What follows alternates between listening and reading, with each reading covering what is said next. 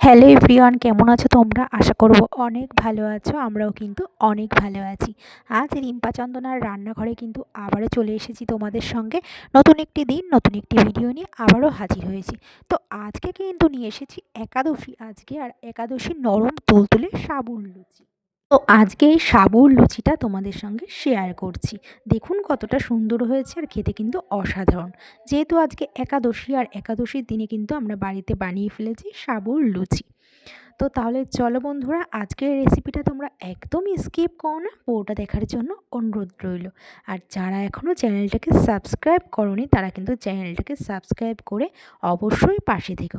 তো ভিডিওটা শুরু করা যাক। তো সাবুর নরম লুচি বানানোর জন্য আমরা এখানে নিয়েছি মোটা দানা সাবু। তো মোটা দানা সাবু নিয়েছি আমরা এখানে, তোমরা চাইলে সরু সাবুও নিতে পারো। তো শুকনো কড়াইতে আমরা ভালো করে কিন্তু টেলে নেব।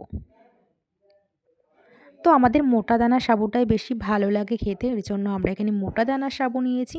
খুব ভালো করে মিহি করে টেলে এবার কিন্তু আমরা এটাকে মিক্সিতে দিয়েছি। মিক্সিতে খুব ভালো করে মিহি করে গুঁড়ো করে নিয়েছি।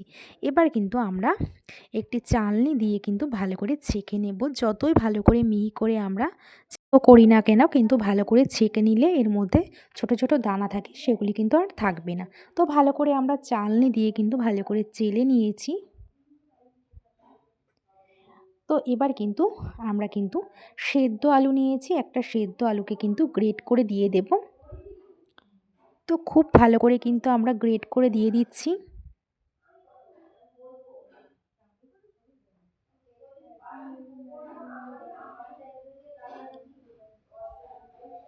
এবার স্বাদের জন্য কিন্তু আমরা লবণ দেব, সামান্য চিনি দেব। এবার গ্রেট করা আদা দেব, আর লঙ্কা কুচি আর ধনেপাতা কুচি দিয়ে দেব।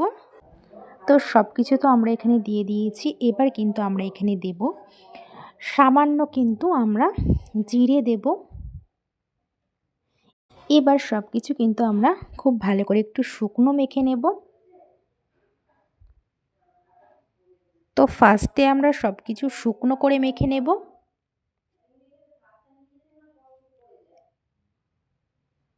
ফার্স্টে শুকনো করে কিন্তু মেখে নিতে হবে। তো খুব ভালো করে কিন্তু আমরা মেখে নেব।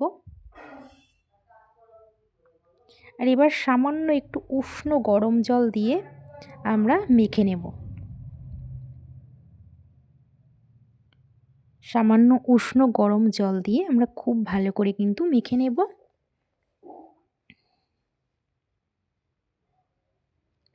আটার মতন একটি ডো তৈরি করে নেব।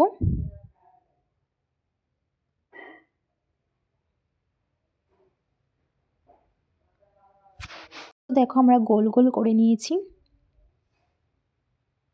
আর সাবুর লুচি কখনো বেলতে গেলে গোল হয় না।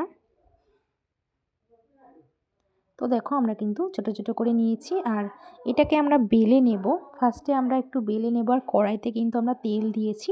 তেলটি কিন্তু ততক্ষণ গরম হতে থাক, আর আমরা কিন্তু এটা বেলে নেব লুচির মতন করে। কিন্তু এটা কিন্তু কখনো ভালো গোল হবে না, দেখুন বেলার সময় কেমন হয়ে যাচ্ছে।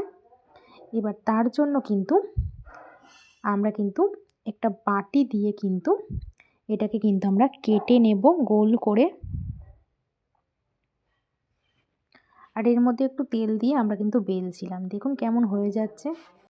এবার কিন্তু আমরা গোল করে কিন্তু একটি বাটির সাহায্যে আমরা কেটে নেব।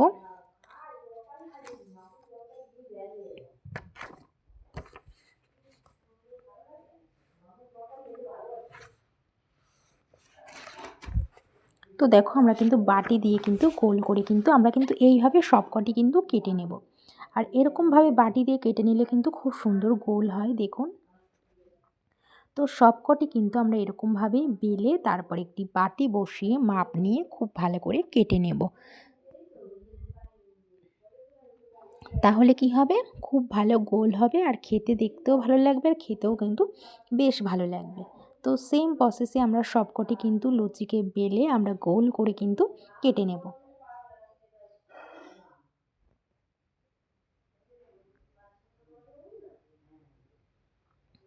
এবার কিন্তু কড়াইতে আমরা তেল দিয়েছি, তেলটাকে ভালো করে গরম, ততক্ষণ আমাদের তেলটা কিন্তু গরম হয়ে গেছে।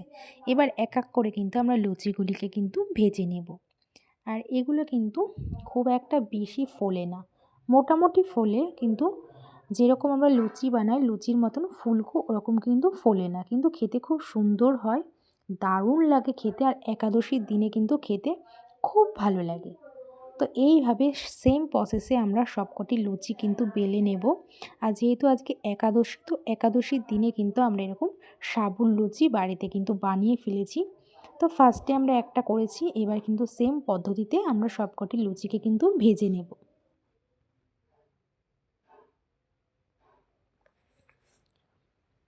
তো দেখো আমরা লুচিগুলিকে কিন্তু ভেজে নিচ্ছি। তো বন্ধুরা, তোমরা কিন্তু একাদশীর দিনে এরকম সাবুর লুচি কিন্তু বাড়িতে বানিয়ে খেতে পারো, দারুণ লাগে খেতে।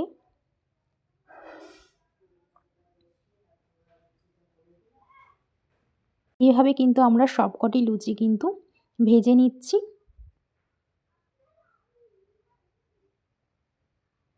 বেশ কয়েকটাই কিন্তু আমরা করেছি।